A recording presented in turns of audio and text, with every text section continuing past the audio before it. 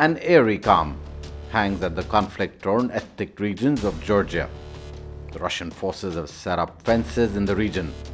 Even a slight altercation can tip the balance.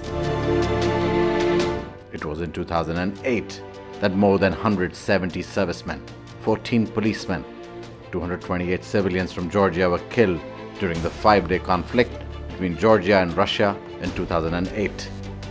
The conflict centered on the South Ossetia and the Abkhazia regions.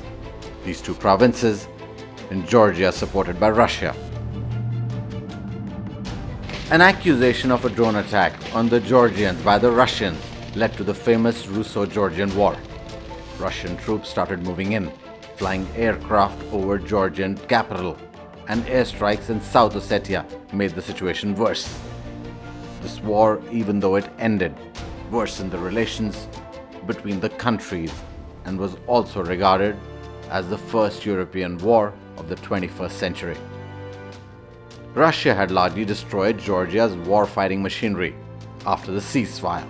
Russian troops attempted to seize and destroy Georgian armament, a process termed by the Moscow Defense Brief as the demilitarization of the Georgian armed forces. The war displaced 192,000 people, including both Ossetians and Georgians. Many were able to go back to their homes after the war, but a year later, around 30,000 ethnic Georgians are still uprooted. The 85-year-old man did not leave his home during the attacks.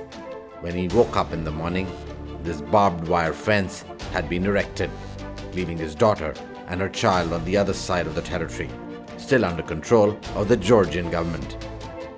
Whenever he spots people or troops coming towards the fence, he greets them. He hopes one day this fence would be gone and he can then reunite and continue leading his life with his extended family.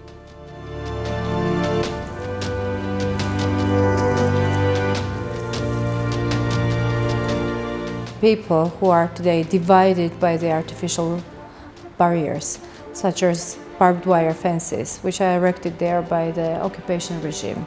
20% of Georgia's territories are occupied today by Russia. These are two regions of Abkhazia and South Ossetia.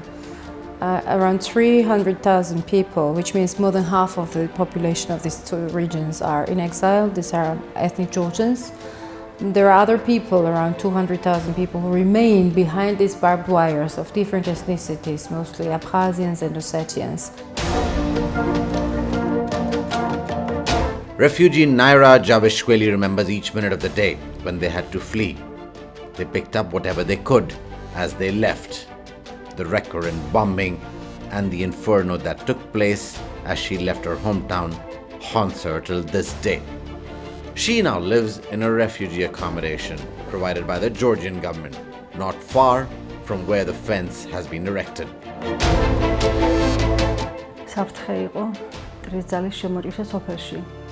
აქვე უნდა აღვნიშნო, რომ ჩვენსა და ოსურ სოფლებს შორის განყოფი ხაზი არ არსებობდა.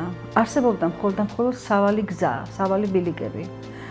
ერთადერთი გასასვლელი გზა, რომ თავი დაგვეღწია მტრისაგან, ეს იყო ქართლისკენ მომავალი გზა, გორისკენ მომავალი გზა, რომელიც ისე სახიფათო იყო, მაგრამ მაინც საიმედო იყო ჩვენთვის.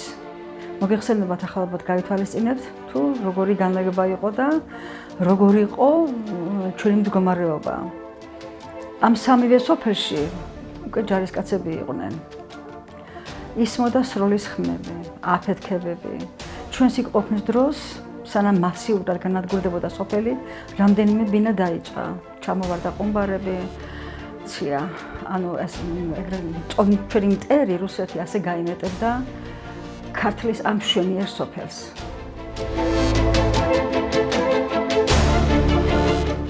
Georgia and Ukraine have been conceding to join the NATO and also allying themselves with Western ideas is something that the Russians see as the installation of a puppet government in Georgia, whereas the Georgians realize that they have a puppet government in Abkhazia and Ossetia. The devastating war pushed EU foreign ministers to authorize 300-strong observer mission to replace Russian troops in the buffer zone. There are still disagreements going on about where exactly the EU observers will be allowed to go and how many soldiers will remain in the Abkhazia and the South Ossetia region. The threat of Russian incursions looms large in these Georgian villages. What the Georgians describe it as is a creeping occupation. Now what Georgia is hoping, that Russia will stop making its incursions and stand by its international promise and withdraw entirely from its territory. I'm Rohit Gandhi in Georgia and Kurvaleti, reporting for Democracy News Live.